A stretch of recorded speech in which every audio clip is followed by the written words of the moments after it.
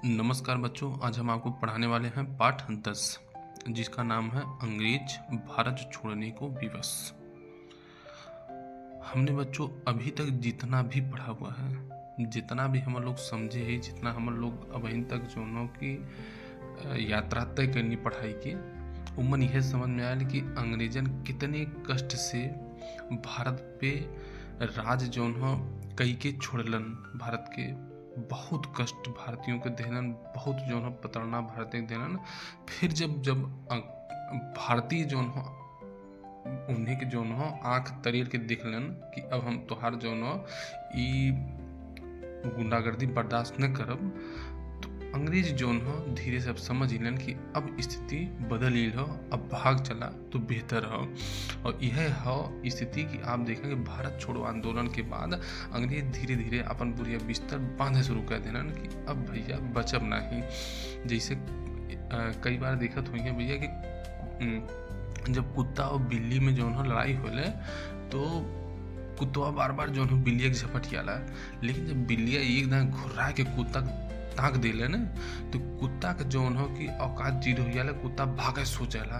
वही तरह की स्थिति भारत के रहा कि जब तक जो भारत कमजोर हो के डरत रहा है जो कि अंग्रेजों कुत्ता की तरह जो हम लोग पे झपटत रहे, हम लोग दबावत रहे, शोषण करत रहे। जहाँ एक दाएं हम लोग जो पूरा दल बल के साथ एक दाएं घुर्राए के देखनी अंग्रेजन के हवा पानी डाल हुई कि अब भैया यहाँ भाग चला, अब इन्हें छोड़िए नहीं हम उनके।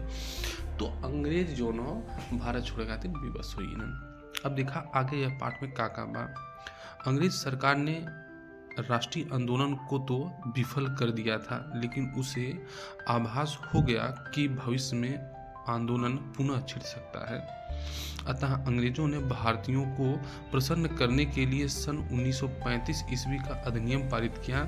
इस अधिनियम के अंतर्गत क्या क्या था, अंग्रेजन की ये बात लग गई कि जब भारत छोड़ो आंदोलन भयल तो उन्हें की बात लग गई कि अब स्थिति बड़ी खराब हो वाली हो। जब स्थिति बहुत खराब हो वाली हो, एक पहले सामने आगे आंदोलन भैल रहा, वो बहुत जोरदार आंदोलन रहा है कि अंग्रेजन के जो कि जान बचाई भारी हो गई। उन्हें कैसो जो कि आंदोलन के दबैलन, तो दबाए के जो फिर शासन संचालित कैलन। तो उन्हें लगल कि भारतीयन के कुछ जो कहल जैसे नहीं कि लालच दिहल जाए कि तनी अन्य के जौन हो ठंडा किया जाए, शांत किया जाए। तो गाजर के रूप में हम लोग के जौन हो धीरे से एक अधिनियम लेलन जेकर नाम रहा 1935 के अधिनियम। उमन का कैलन, उमन को सुधार कर देलन। का सुधार कैलन, केंद्र में अखिल भारतीय संघ की तथा प्रांतों में प्रांतीय स्वायत्तता की स्थापना की व्यवस्था की गई। अब का कहलन कि जौन हम लोग पहले एक आंदोलन नाम सुने पा होम रूल लीग आंदोलन, जिमन पहले भारतीय मांग करत रहे हैं कि अंग्रेज बाहरी रूप से शासन करें और आंतरिक रूप से हम जो शासन संचालित करें दें। तो अंग्रेजन जो 1935 के अधिनियम में एक अधिनियम पारित करें जिमन का हो एक अखिल भारतीय संघ की स्थापना कैलन। और उमन जो छोटा छोटा प्रांत रहे जिके राज्य बोलेलन, ओकर जो ओके स्वायत्त कर देलन कि एपर जो शासन भारतीय करी हैं। ओकर मुख्यमंत्री भारत हुई हैं, मंत्री भारत हुई, भारत के नागरिक हुई हैं। एपर जैसे भी भारतीय शासन संचालित करे चाहे वैसे राज्य के शासन संचालित करें। दिखला ने कहा थे एक कदम जो एक दाएं जब धक्का मरबा ने तो क्यों एक कदम जो पीछे चली आई।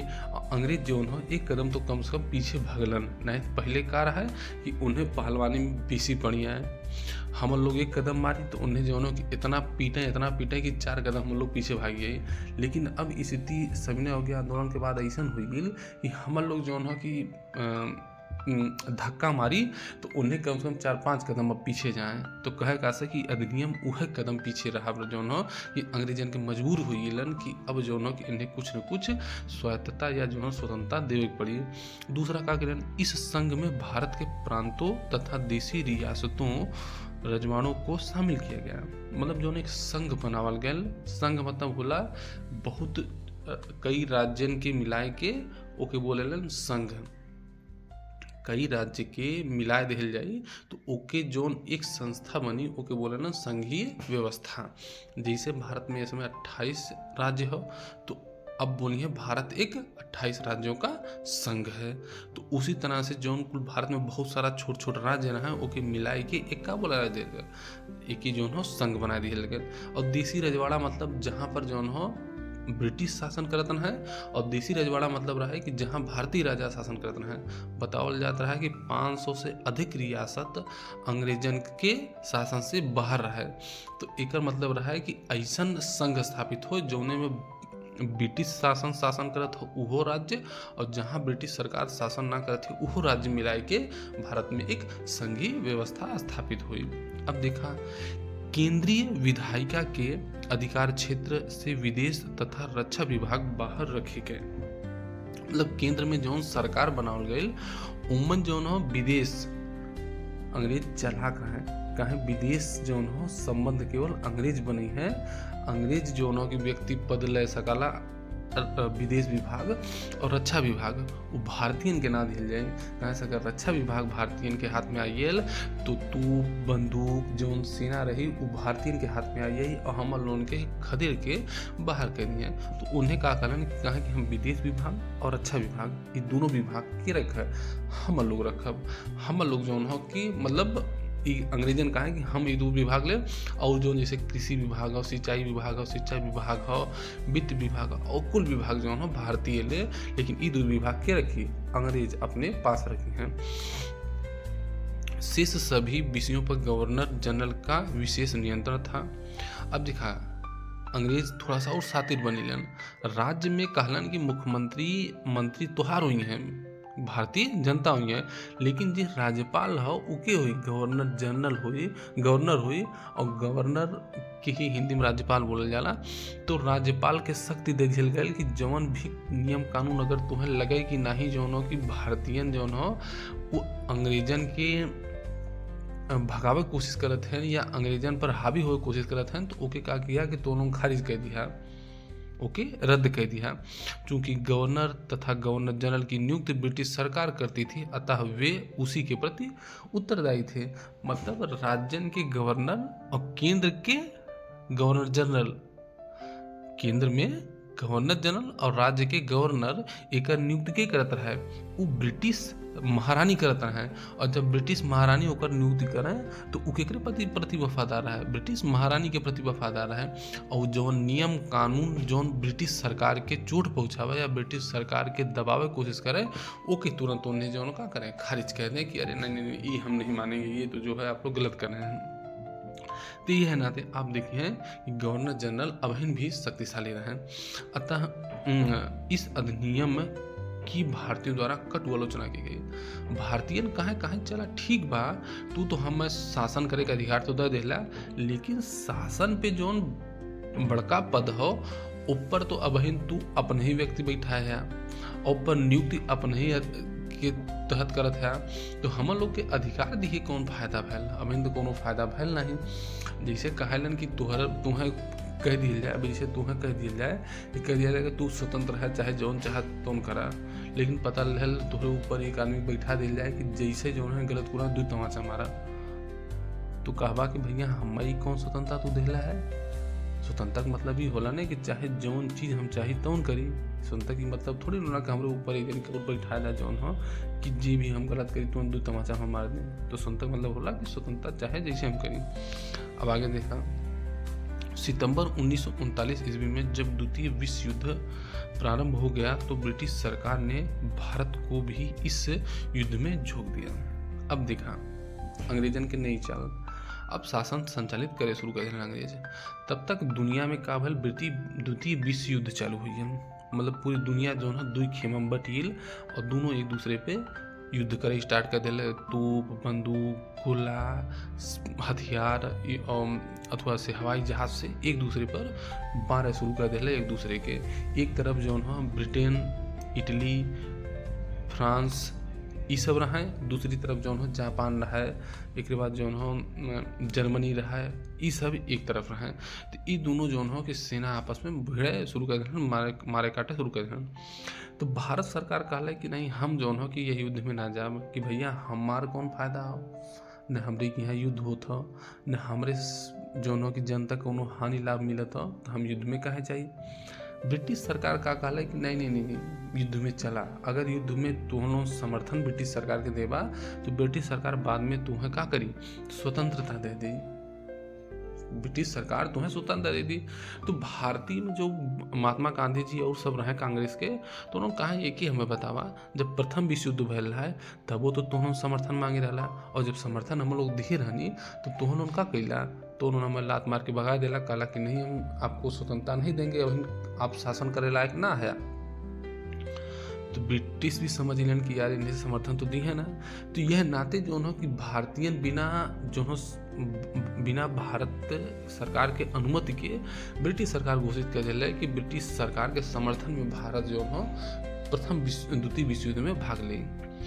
अब कांग्रेस इस विश्व युद्ध में अंग्रेजों को सहायता नहीं देना चाहती थी। वो कांग्रेस कहते रहा कहा कि नहीं हम समर्थन नहीं देंगे, काहे कि तुम एक दाई जो हो हम लोग के तू भुगाए चुकल है, प्रथम विश्व में हम लोग समर्थन दिए रहनी और दोनों हमें ठेंगा दिखा देला कि भैया हम दोनों को स्वतंत्रता ना दें, तो हम भैया पहले हम लोग स्वतंत्रता दें फिर हम लोग विश्व युद्ध में तुम्हारा समर्थन दें।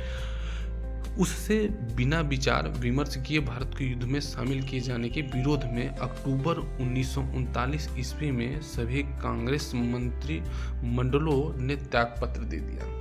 अब भैया राज्य में जो सरकार बनल है उमन कुल मंत्री त्यागपत्र दे देना, केंद्र में जितना मंत्री हैं उन्हें कुल त्यागपत्र दे देना कि भैया हम लोग के बिना पूछे तू कैसे जोन हो भारत के कह देला कि नहीं भारत भी ब्रिटिश सरकार के समर्थन करी और युद्ध में दोनों हम लोग झोंक देला।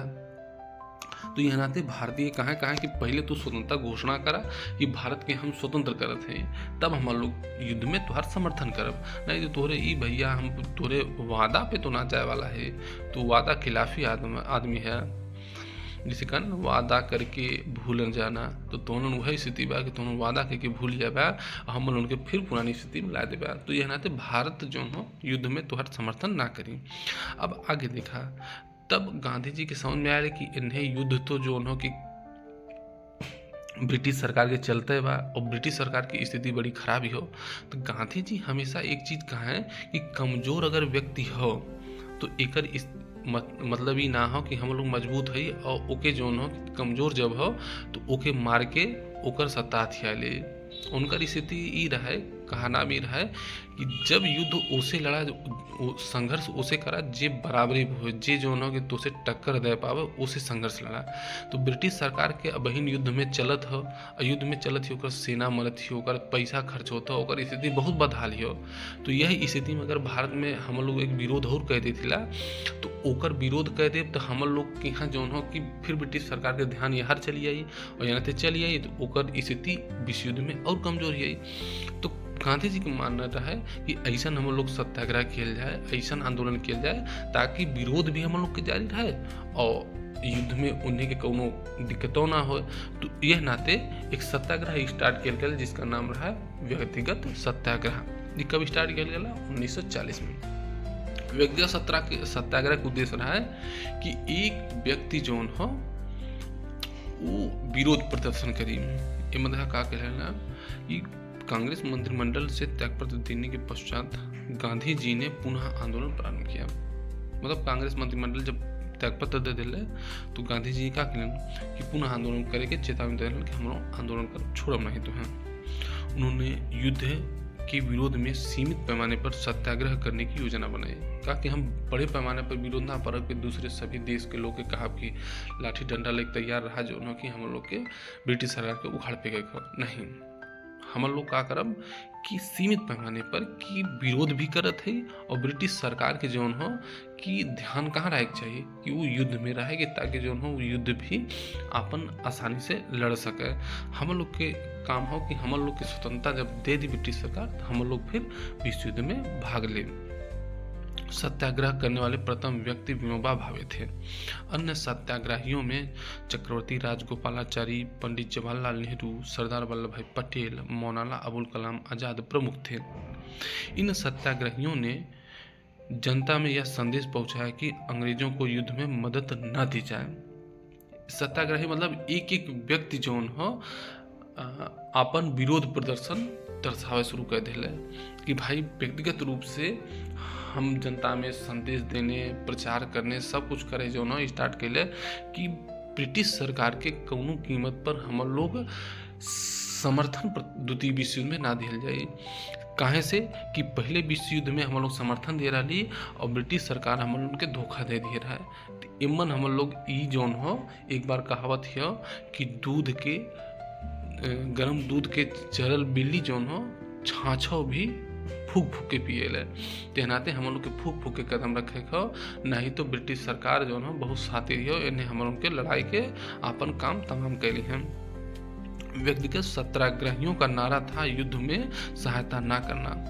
ब्रिटिश सरकार ने कांग्रेस नेताओं से समझौता वार्ता की, किंतु कांग्रेस के नेताओं ने अंग्रेजों से स्पष्ट कह दिया कि उनका लक्ष्य पूर्ण स्वराज है और इस दिशा में अब अधिक विलंब सहन नहीं होगा। मतलब भारतीय नेता कह देलन कि भैया अब हम लोग के जब तक स्वतंत्रता ना दे देबा तब तक हम लोग कौनो कीमत पे तो उनके बात मानने वाला ना है। ब्रिटिश सरकार के रोंगटा खड़ा हो गया, उनका लगल कि यदि इतनी बड़ी जनसंख्या जो ना, और दूसरी ओर जो ना अमेरिका हो गया, रूस हो गया और देश दबाव बनावत रहे ब्रिटिश सरकार पे कि भारत के जो हो सैनिक हमें चाहिए, भारत के जो हो कि हथियार हमें चाहिए, भारतीय लोग के जो हो समर्थन चाहिए, ताकि हम जो हो कि जापान के या जर्मनी के या इटली के आसानी से पराजित कर सके। तो यह उहापोह की स्थिति में ब्रिटेन की स्थिति और ख़राब हो चली।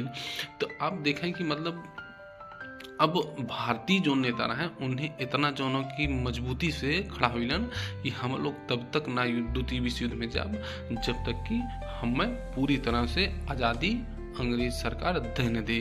अगर वो आज़ादी दे दी तो हम लोग का करब द्वितीय विश्व युद्ध में ओकर समर्थन कर देब, और ना ही तो भैया तू लड़ा हमारा हमसे से कोनो मतलब नहीं है। अब अगला आंदोलन भैल का भारत छोड़ो आंदोलन 1942 ईस्वी में। नमस्कार, अब अगली बार पढ़ाई।